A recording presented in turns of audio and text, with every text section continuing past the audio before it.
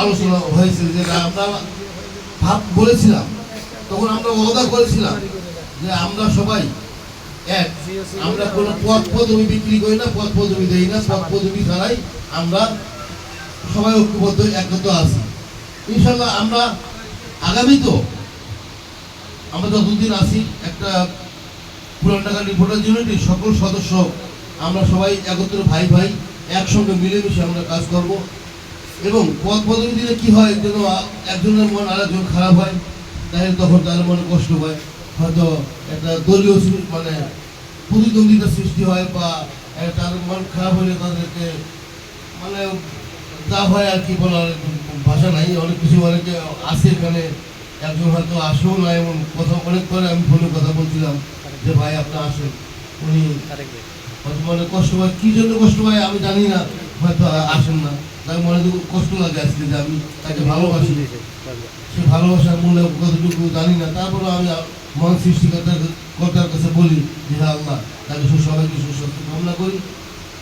আজকে যারা আমরা পুরান ঢাকা রিপোর্টার্স ইউনিটি শুধু 10টি থানায় নয়, আমরা শুধু সকলেই ঐক্যবদ্ধ হয়ে 10টি থানায় মধ্যে যারাই আমরা আছি সবাই একতাভাবে কাজ করব এবং সত্য নিষ্ঠার সাথে আমরা কাজ করে যাব এবং সত্য প্রকাশ করেই যাব।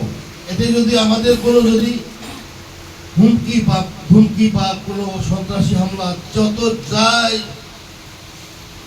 আসুক, মানে আপনাদের উপর হামলা আসুক, আমরা ছাড় দেওয়ার মতো না।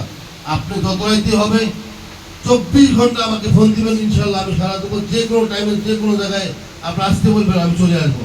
আপনাদের পাশে সবসময় আছি, সবসময় থাকবো। আমি যতদিন বেঁচে আছি ইনশাল্লাহ আমি অন্যায়ের প্রতিবাদ, আমি একটা কথা আজকে বললেই নয়, আওয়ামী লীগ সরকার আমলে আমি অন্যায়ের প্রতিবাদ করে এসেছি, কোনো কাউকে ছাড় দিই নেই। হয়তো আমার উপরে অনেক কিছু আমার অভিযোগ হামলা হয়েছিল, আমি এগুলো ভয় পাইনি। যেই সরকারে আসুক না কেন অন্যায়ের প্রতিবাদ অন্যায়, কিন্তু সত্য কথা লিখে যাবেন। আপনাদেরকে যদি এর মধ্যে দিয়েও যদি আপনাদের কোনো সমস্যা হয়, সেটা বাকি সময়টা বাকিটা আমি দেখবো।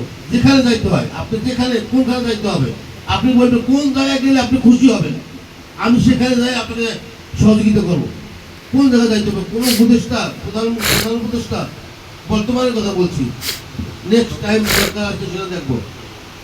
আপনার যেটাই যে সমস্যা যে সমাধান যেখানে দায়িত্ব বলবেন, আমি সেখানে আপনাদের পাশে আপনাদের জন্য আমি আছি এবং যতদিন বাঁচে আছি ততদিন পর্যন্ত আপনাদের যতটুকু সেবা দেওয়ার জন্য আমি আছি, আমি থাকবো। আর আমরা সবাই দোয়া চাই যে আমি জাতীয় সাংবাদিক কল্যাণ ফাউন্ডেশন আমাদের একটা মসজিদ অলরেডি ইনশাল্লাহ আগেই আমরা করে ফেলেছি, আর কিছুদিন আগে আমরা একটা মাদ্রাসা উদ্বোধন করছি।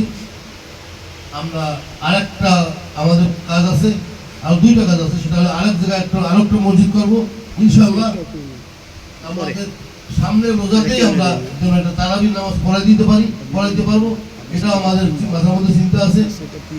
আরেকটি ইচ্ছা আছে আমার, যে একটু কবরস্থান করবো আমি, ওখানে তাদের কবর দেওয়ার মতো জায়গা নাই, তারা কবর দিতে নিয়ে গেলে অনেক দূরে নিয়ে যাইতে হয়।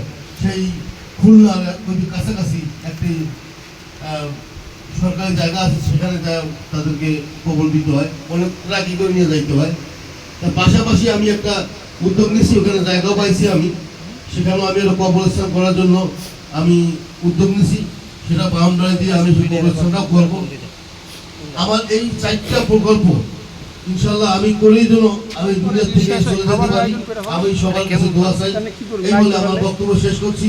আসসালামু আলাইকুম ওয়া রাহমাতুল্লাহি ওয়া বারাকাতুহু।